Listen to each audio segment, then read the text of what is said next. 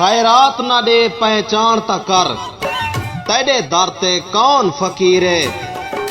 घर बैठे चन इनकार न कर, असा मंगनी नहीं तै तू जागीरे। मेरे मरण तू गवाही देसी, तेरे हाथ दी पाक लकीरे। तार खोल के देख मैं शाकिर हाँ, जैको रोल दिता तकदीर। हासे नाज़ुक खुशबू फुलां दी, लगी नजर हवा थी गए हैं। कुछ लोकां चा भड़काया है, दूहे यार जुदा थी गए हैं।